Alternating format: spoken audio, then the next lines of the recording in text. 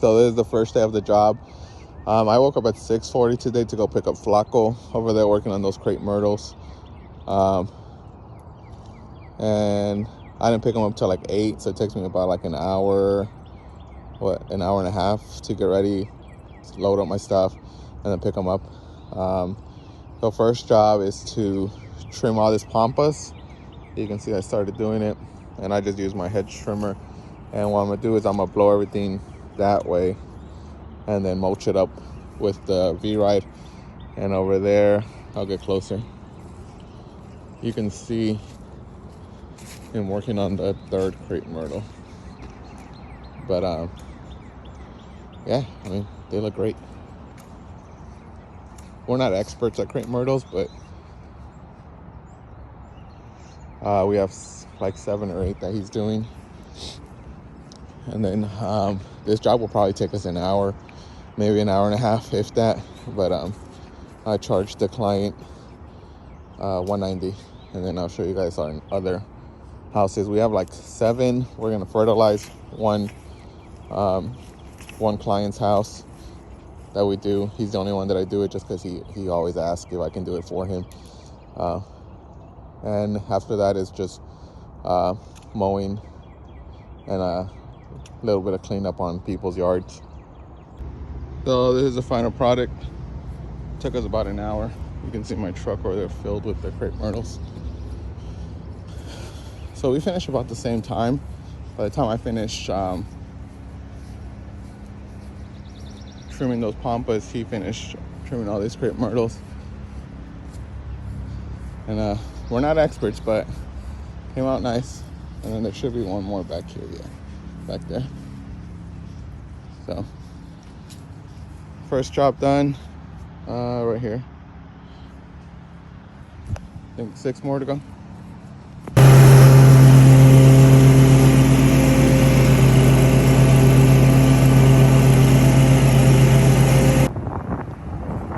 So this is our 5th property for today. I didn't film the other ones, I forget, and it's just time consuming sometimes. This one takes us like 15 minutes, and our charge our client $50. It's a small little commercial property. So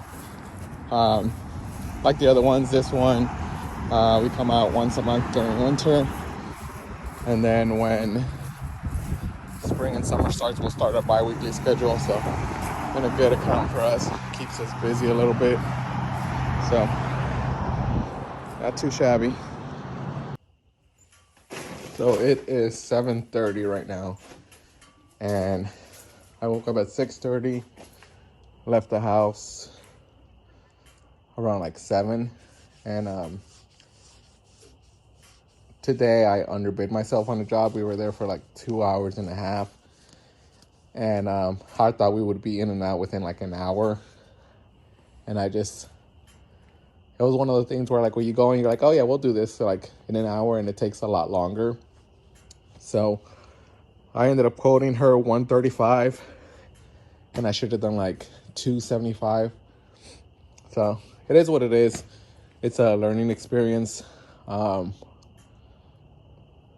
Just sucks, just because I feel like I shouldn't be making these mistakes where I'm at now, but I still am.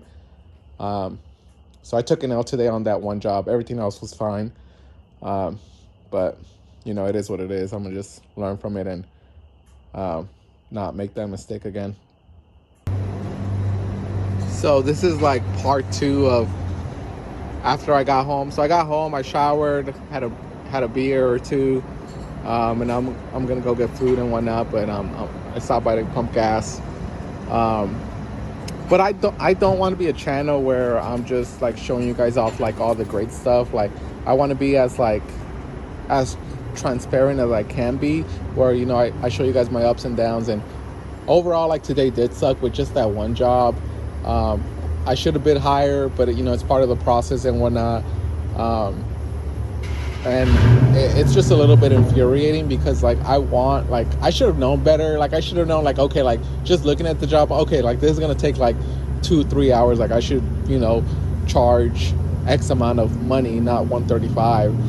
But anyways, we got there, we did the job, and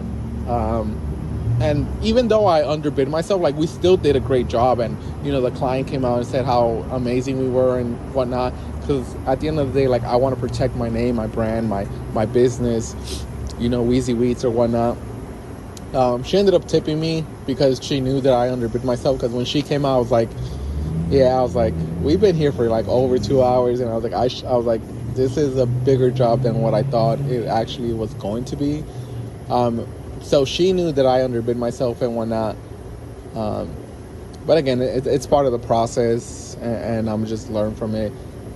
But it's not always just great for me. I showed you guys when my tenant trashed my rental, and we're still in the process of trying to get someone. So it's been over a month, so I've had to still pay that mortgage, and that came out of my money. So I paid last month, and now this month I'm paying that that mortgage off again. So it's not always like oh, I'm a small lawn care business, like it's going great for me. Like, no, like I have setbacks, and I try my best to have like a positive attitude, because at the end of the day, like I'm not where I want to be, but I'm not where I was like 2 years ago, or even like 3, 4, 5 years ago. Like, I'm so like far ahead than where I thought I was going to be, but I'm still having these little setbacks and whatnot. But when things like this happen, like, I try not to like get to me, but like it still gets to me, if that makes sense. Like, I try not to pay attention to like these little curves or whatnot, or curveballs that life gives me, because at the end of the day, like I'm grateful for everything that I have, just growing, coming from immigrants, being lower class, being to where I am now. Not that I'm like a millionaire or anything, because I'm not, but like I said, like I'm not where I was a couple years ago, but I'm not where I want to be. And these curveballs, they're just learning lessons, and it's just like I'm not gonna make that. I don't want to say I'm not gonna make that mistake again, because I know I am, but I'm gonna try my hardest not to make these mistakes again. But at the end of the day, it is what it is. But like always, like, subscribe, peace.